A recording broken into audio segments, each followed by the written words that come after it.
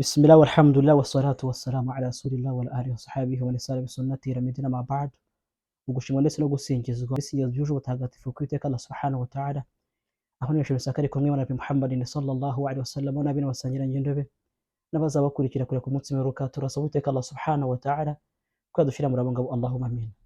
baganukira mu iteka ryose rero umurage ni wabone no gutinya Imana kuganukira iteka Allah subhanahu wa ta'ala ko nibwo bwenge kubera ko Allah ati ya ayyuhalladhina amanu taqullaha haqqa tuqatihi wa la tamutunna wa antum muslimun wemwe mwamaze kwemera Uwiteka Allah subhanahu wa ta'ala mu byo mukora byose muzirikane ngo murangwe no gutinya Imana yanyu Uwiteka Allah subhanahu wa ta'ala ngo muzirikane ko gupfa ntabwo ari ikibazo ahubwo twabonye ko to die it's not a matter but matter is our destination gupfa twabonye ko atari ikibazo ahubwo twabonye ko ikibazo iteka ryose mwemera Imana razwi ishinga naryo no kureba iherezo ryazagira subhanallah dusaba Uwiteka Allah subhanahu wa ta'ala gutabaruka turi abayisilamu nyakuri cyambere cy'ingenzi n'izindi byose bagandukira Imana rero mu gutangira bagandukira Imana rero ugwibutse iteka ryose byabemera akamaro rero kubera ko twatangiye tubona amasomo yayi n'imyizere cyangwa se tauhid yobokamana rukumbi Uwiteka Allah subhanahu wa ta'ala ni isomo ry'ingenzi cyane tugiye kureba dutangira nibura idha arafta anna Allah khalaqa li'ibati fa'lam anna li'ibada la tusama ibada inma tauhid ngo nuzirikana ukanamenya ko idha arafta ngo nuzirikana ukanamenya ko inna Allah khalaqa li'ibadatihi ukabuzi neza ko Allah yakuremye kubera ibada kumugaragira inna li'ibada tusama ibada inma tauhid ngo mu byukuri ngo ibada wakora yose ikigo cyose ngaragira Imana yikizabura tauhid yobokamana rukumbi ngo ntago kizaba kikiba ibada zirikana ngo gutakaza iyi tauhid yobokamana rukumbi utakaje byose no kubura ifite iryo somo cyangwa risobanukiwe mu gufasha gutunganya ibada zawe ufite byose rero mu gutangira baganukira Imana umukoroni wawundi cyangwa se Uwiteka Allah subhanahu wa ta'ala tugati wa ma khalaqatul jinna wal insa illa ya'budun ngo muzirikane munamenye ko nta nego nyamukuru kuremwa kwa mwadamu cyangwa se ko bari kwisi bose usibye ila ya'budun no kugira ngo musenge muganukire Uwiteka Allah subhanahu wa ta'ala ya'budu yani yuwahiduhu birububiyatihi wa uluhiyatihi wa asma'i wa sifatihi tumugira umwe rukumi kwango birububiyatihi wa asma'i wa sifatihi wa uluhiyatihi zirikana ngo umugaragu maze ko yamenye ibyo cyaka bicengera azirikana ngo amenya ko tauhid agomba kumenya ko Yesu muginza kanigitaho rero kubera ko iteka ryose turasanga mu gutangira Allah arakwibutsa ko wa ma khalaqatul jinna wal insa illa ya'budun muzirikana ngo nanego nyamukuru kuremwa kwa mwadamu cyangwa se ko ari kwisi bose usiye kugira ngo turute tumugaragire akatwereka noneho intumwa n'abahanuzi bose zababayeho baje cyangwa boherejwe kubera ari ajiri tauhid kugira ngo batwereke iyobokamana rikomeye cyane n'intego nyamukuru dufasha gutunganya ibada zacu cyangwa se ubwo byacu ngaragira Imana aho Allah avuga ati walaqad ba'athna fi kulli ummati rasulan an i'budu Allaha wajtanibu at-taghut mu byukuri ngo intumwa zo zagiye zibaho ndetse imigeshana byagiye bitambuka twagiye dufatira intumwa tukazohereza muri abo bantu kugira ngo bereke Imana isenga by'ukuri babegeka ko la mabu'da bihaqqin illa Allah babereko n'amari isenga by'ukuri igandukirwa by'ukuri biziriye bizira makemwa yerezwa ibikorwa byose ngaragira Imana usije Uwiteka Allah subhanahu wa ta'ala Allah akuyatwereka ati qul ta'ala watlu ma harrama rabbukum alaykum wa la tushriku bihi shay'a zirikana Uwiteka Allah subhanahu wa ta'ala kwibwira ati mu by'ukuri halumu mu by'ukuri ngo nimwegere muze mungarabwire mwe Imana tubwira basangira ngendo bakugane cyangwa se bazi bakwegere mu by'ukuri tubereke cyangwa tubagaragarize ma harrama alaykum rabbukum mu by'ukuri by'Uwiteka Allah subhanahu wa ta'ala bigize ikizira kuri mwebwe ala tushriku bihi shay'a icyo yakize imbere y'ibindi byose no kubereka ko ubanyikanye Imana Uwiteka Allah subhanahu wa ta'ala iyo urangwa no kwandikanya Imana Uwiteka Allah subhanahu wa ta'ala zikana ngo ibikorwa byose biba imfabusa wa qadimna ila ma amilu min amalin fajanahu haba'an manthura ngo babandi ku munsi meze no kabazaza barabanyikanye Uwiteka Allah subhanahu wa ta'ala muri ibada za ibikorwa byo ngaragira Imana tuzabigira nk'umukungu utumuka haba'an manthura mu by'ukuri ngo be imfabusa zirikana ngo rero mu gukomeza Allah akatubwira ati wa anna hadha siratun mustaqim mu by'ukuri ngo inzira ni ingi itunganye yowe Islamu mwashiriweho mukamenya ko mugomba kwereza ibada zanyu ko byose ngaragira Imana Uwiteka Allah subhanahu wa ta'ala wa anna hadha siratun mustaqim fattabi'u wa la tattabi'u subula fatafarraqu bikum 'ani sabil muramenye muzirinde bwa bucenga bwa buyira bwose bwa butsiko bwose bwa buyira bundi bwose bwatomutana mugata inzira y'Uwiteka Allah subhanahu wa ta'ala wa anna hadha siratun mustaqim by'ukuri ngo inzira nyitunganye Allah bashiriho nk'abagandukira Imana y'Uwisilamu kugandukira Allah mumwereza ibada nta kindi mukora usije kugira ngo mutunganye ibada zanyu muzereza Uwiteka Allah subhanahu wa ta'ala icyo nicyo Allah kuretse ko wanna hadha siratul mustaqim fattabi'u iyo ni inzira itunye mu gikuri cyangwa se mushikameho wala tattabi'u subura muramye ngo muzakurike bwa bwirabundi cyangwa se bwa bucenga bundi bw'ubwirabundi cyangwa bwa butsiko bwose cyangwa se bwa bundi bwose byabafana ku murongo babarangiza bakabatesha umurongo w'Uwiteka Allah subhanahu wa ta'ala rero Uwiteka Allah konya katubwira ati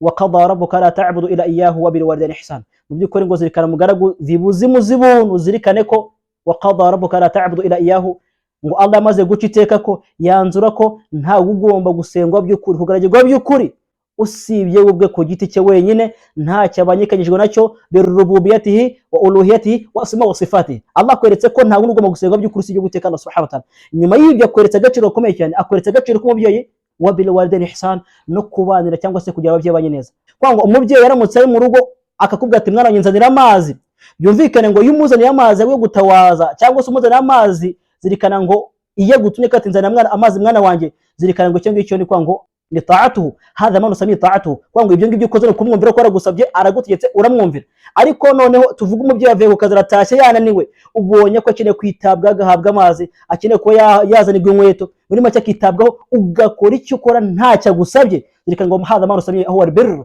kwango ukoze neza, ukoze icyo umubyeyi ategeza gusaba, zirikana ngo hadha huwa albirr. Ama kubaye kugira ngo nzanira amazi ukayamuzanira, mutumye ku muhanda kumwana ukamuzanira, zirikana ngo hadha huwa ta'a, uramwumviye kuko aragusabye, ubahiriza icyo agusabye. None albirr ineza usabwa iteka ryose, kubona umubyeyi ko akora icyo ushobora kuba yavuga atarakeneye, ufite ubushobozi ubona ko umubyeyi ashobora kuba hari icyo akeneye ukamuha atagusabye, hadha ma unasamiye birru mimba bifayida bagandukira Imana. Dutinye Uwiteka Allah subhanahu wa ta'ala ko kumutinya, tuzikane ko Allah nyuma ko twereka kuri kwe ko tumusenge nta wundi tumanyikanye nawe, atweretse ko n'agaciro kabyara ari ikintu gihambaye cyane, tugomba kuzirikana ko tugomba kwitaho iteka ryose. Wa'budu Allah wa la tushriku bihi shay'a, wa musenge Imana y'Uwiteka Allah subhanahu wa ta'ala, mwirinde muramenye muziye mubanyikanya birrububiyatihi wa asma wa sifatihi wa uluhiyatihi. Ibyamara kurangira قال ابن مسعود رضي الله عنه من أراد أن ينظر وصية محمد صلى الله عليه وسلم التي عليها خاتمه فليقرأ قل تعالوا أتلوا ما حرم ربكم عليكم ولا تشركوا به شيئا. Rero uzashaka kumenya umurage impanuro Nabi Muhammad sallallahu alaihi wasallam yatanze cyangwa se mbere kuva kuri isi, ngo azasome aya qul ta'ala atlu ma harrama rabbukum, mu byukuri ngo nimuze mungane nimwegere mbaho umurage cyangwa se mbereke ibyo nyagasani wanyu yabaziririje. Ikintu cyameze cyashyize kugutangira no kubanyikanya Uwiteka Allah subhanahu wa ta'ala atweretse ko byukuri ma harrama rabbukum alaykum alla tushriku bihi shay'a. Ikintu cyambere Uwiteka Allah subhanahu wa ta'ala mugomba kwirira iteka ryose no kwinda kubanyikanya n'icyo cyose bagandukira Imana iteka ryose. Zirikana ngo rero ko igihe wabanyikanye Imana ibikorwa byose byaba imfabusa. Allah akubweza bw'intumwa y'Imana ati wa laqad uhiya ilayka wa ila alladhina min qablika la in ashrakta la yahbatana 'amaluka. Kwango Allah abwira intumwa y'Imana ati mu byukuri zirikana ngo mu ntumwa zabayeho mbere yawe ndetse nawe ubwawe nta kindi twababwiye cyangwa twaberetse ko nukugira ngo badusenge nta kwango batugarage twenyine nka nyagasani wabo. La in ashrakta, nuramukubaye mubanyikanya Imana ukatubanyikanya, la yahbatana 'amaluka, ngo ibikorwa byose byawe bizaba imfabusa. Zirikana ngo rero iteka ryose kwanyikanya Imana byangiza ibikorwa by'umwemera Imana bigasiga ntacyo afite. Rero mu gusoza hadithi ihambaye ani Mu'adh ibn Jabal radiyallahu anhu qala kuntu radifu nabiyina Muhammad sallallahu alaihi wasallam, mu katubwira ati mu byukuri ndi kumwe n'intumwa y'Imana Nabi Muhammad sallallahu alaihi wasallam ku kigenderwaho. Intumwa y'Imana Nabi Muhammad sallallahu alaihi wasallam ibwira Mu'adh, ya Mu'adh atadri ma haqqullahi li ibadi, ngo yewe Mu'adh ese wabuzi neza ukuri cyangwa icyo Allah agombwe ibiremwa cyangwa bagaragu be. Mu'adh avuga ati Allah wa rasulu a'lam, mu byukuri Allah niwe intumwa ye niwe bazi ko kuri. Intumwa y'Imana Nabi Muhammad sallallahu alaihi wasallam avuga ati haqqullahi li ibadi an ya'buduhu wa la yushriku bihi shay'a, ukuri Allah afite ku biremwa bye dusabwe nk'abemera Imana nk'ibiremwa gukora iteka ryose n'ugukora ibyo dukora dukirinya kubanyikanya Uwiteka Allah subhanahu wa ta'ala. Icyo nicyo kuri Allah dufiteho iteka ryose birububiyatihi wa asma wa sifatihi wa uluhiyatihi. Zirikana ngo nyuma y'ibyo ngibyo aravuga ati wa haqqul ibadi Allah, ngo noneho ngo twukuri dufite kuri Allah nk'abagaragu nimba twamaze kumusenga koko birububiyatihi wa uluhiyatihi wa asma wa sifatihi na kumubanyikanya nuko wa haqqul ibadi Allah, ukuri umugaragu afite kuri Allah yatamubanyikanya icyo cyose ari yu'adhabahu, nuko n'Uwiteka Allah subhanahu wa ta'ala azigira hana cyangwa se ngo amushire abe yamuhana kubera ko abaye umugaragu watungana Uwiteka Allah subhanahu wa ta'ala akamusenga byo by'ukuri akirinda icyo cyose cyatubanyikanya Uwiteka Allah subhanahu wa ta'ala. Rero hadithi ikomeza ivuga ati qultu ya Rasulullah, Mu'adh amaze kubona agaciro k'icyo kirabonye ubuhambare bwo kuba ukuri Allah tumaze kubona ko atugombwa nk'abagaragu, amaze no kubona ukuri twe dufite nk'abagaragu kuri Allah subhanahu wa ta'ala, abwira umwe ati ya Rasulullah afaru bashirun nasa, ese birashoboka ko uku kuruma cyangwa se bumenyi mbashe kubona nabugeze kubagarukira Imana cyangwa se kubiremwa by'Uwiteka Allah subhanahu wa ta'ala mu basangira gendo bagenzi banjye. Intumwa y'Imana avuga ati faqala la tubashiru fayattakilu, mu by'ukuri ntugeze kubagarukira Imana cyangwa se ntujye gusakaza ubutumwa kugira ngo abantu batirara bakirara ntibagarukire Allah nkuko bikwiye, kuko amenye